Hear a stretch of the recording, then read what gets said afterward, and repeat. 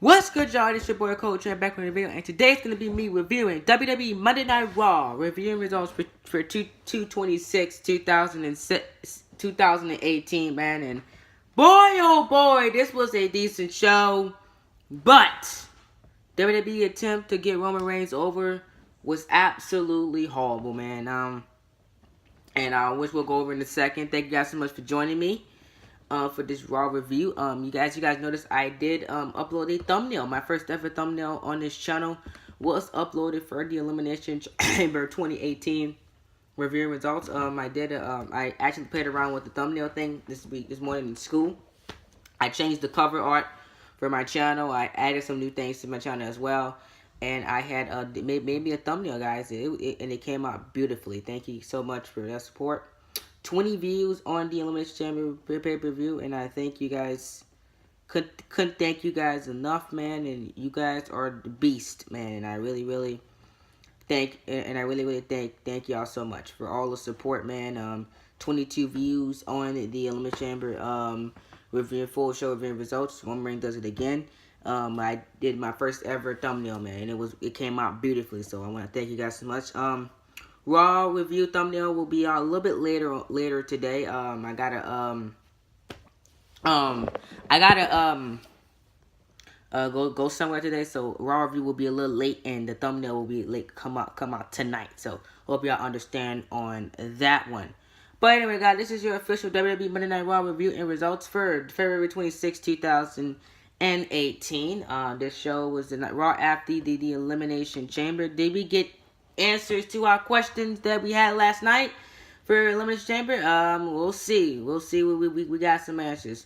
We kicked things off, and unfortunately, guys, Alexa Bliss will be fighting the Raw Women's Champion. I'm sorry, Alexa Bliss will be fighting Asuka, unfortunately. The WWE is not going to do Asuka versus Charlotte.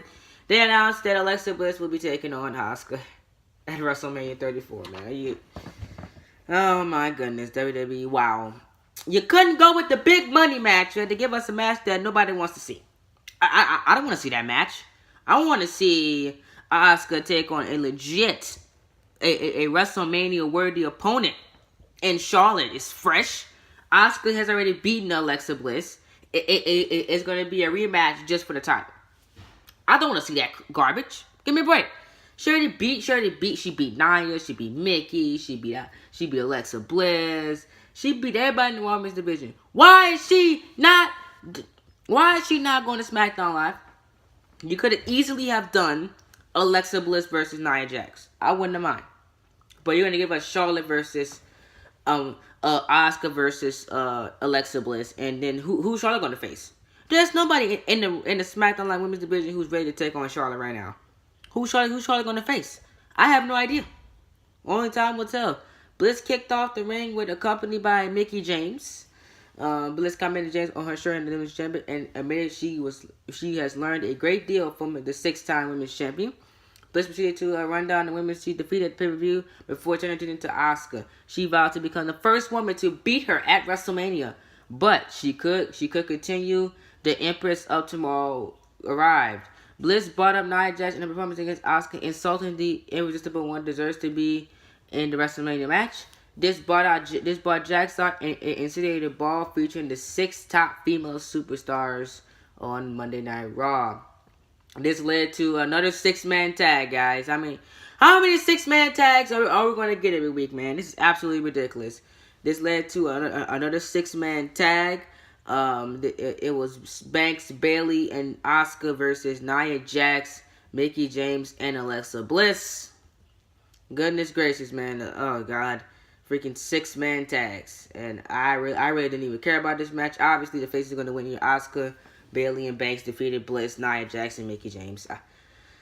Oh man, this absolute garbage, man. I really didn't care about a 6-man tag, man. I really didn't. Do you care about seeing the same stuff every single week? 6-man tag after 6-man tag after 6-man tag. You get sick and tired of it. And that's what I am right now. I'm sick and tired of it. Can you get it off of me already?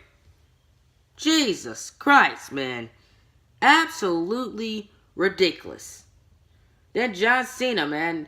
And very, very intriguing segment here. Other than the 6-man tag and Roman Reigns, and I believe some thriller in between. Let me see. Roman Reigns and some thriller in between. What else I didn't care about in the show? Yeah, and the Raw Tag Team Championship match with the Bar and Titus Worldwide, and yeah. Other than that, this show was actually decent.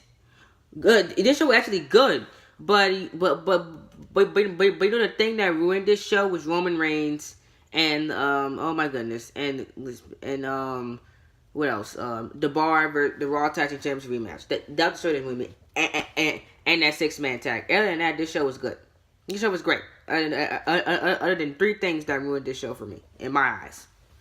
Cena cut a promo on Monday Night Raw discussing his latest failure at the Elimination Chamber. He said the measure of a man is judged on how he reacts to failure and disappointment. Now he responds to having his back against the wall. He claimed no other superstar who had the guts to admit their failures. Failure was made me who I am today. He said you can either stay down or you can get up. And tonight he's doing something that he would have done a long time ago.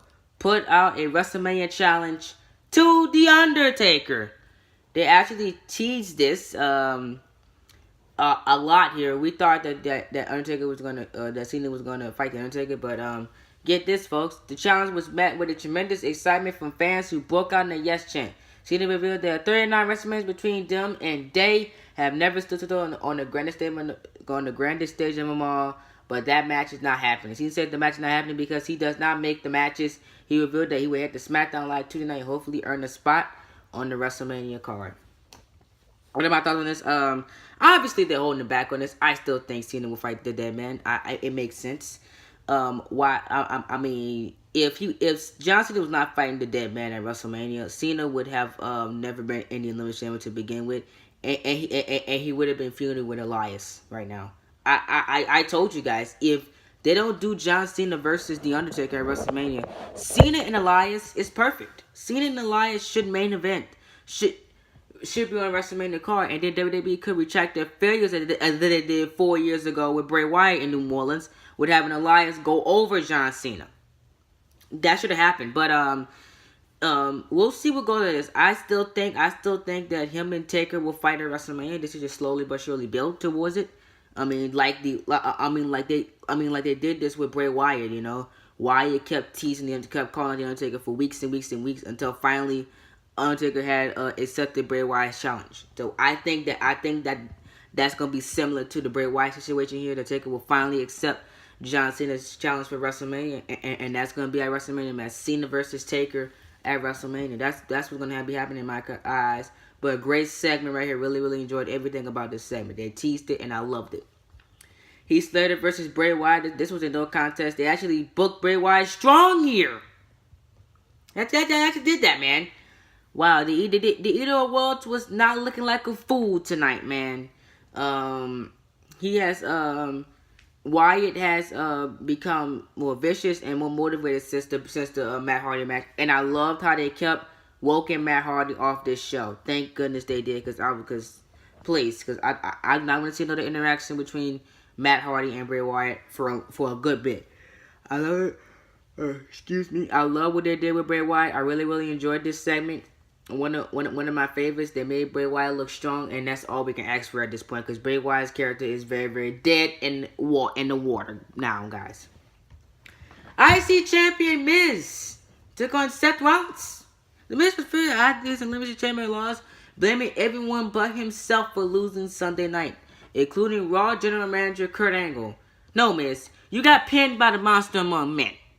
Get over it. This eventually brought out Seth Rollins, and the match between the two was underway. It was impromptu. They canceled the first of the Miz early, but the Hollywood Illustrator dumped him to the arena floor, heading to the break. From there, Miz seized to control, working the former WWE Champion over. Rollins marched to come back, whipped the Miz to rise out at ringside, and scored the win with a false splash to prone Miz some 3/4 of the way across the square circle. Before he could celebrate his victory, Finn Balor made way to the ring, and as Rollins watched on, insulted by the blatant disrespect shown to him by the man who defeated him to become the first ever Universal Champion. I like the interaction between Rollins and Balor, by the way, guys. Listen, that would be a very, very awesome WrestleMania match for Seth Rollins, though. But I think we got our WrestleMania match for both Rollins and Balor tonight. Rollins defeated The Miz here in 1, 2, 3 clean.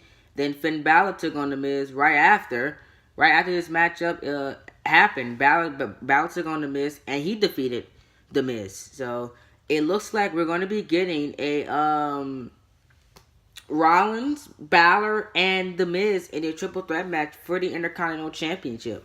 I told you Rollins, Balor fits perfectly right there.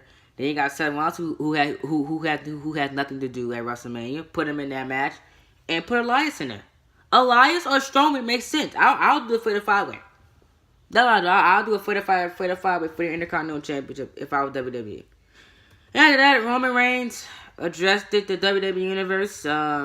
Up until a half hour before Roman Reigns took the square trigger, he expected Brock Lesnar to be there. WWE Universe expected him to be there. According to Reigns, though, something happened and he was not. Reigns used to cut a promo which he ran Lesnar down, saying he only opens up or shows up when the money's right. He added Lesnar and Paul Heyman would credit it to being businessmen, but Reigns was born into the business, and there was a fine line between business and respect. Reigns, with the line of his career, said, "I don't respect Brock Lesnar, and I doggone sure don't fear that B." Reigns in the promo match, he was going to head back and take discipline from the office for what he said, and in the process earned the loudest cheers he has received in quite some time. So WWE, to attempt to get Roman Reigns over, which I only have one negative here, guys, and everything is positive. This was the best Reigns promo we've seen from Roman Reigns ever in his career. The best he's ever looked on the microphone. But again, he has to show that consistently every week. I've been telling people, don't script Roman Reigns promos. If you let Roman Reigns go out there and be himself, he's going to be one of the best talkers in WWE. Point breaking, period.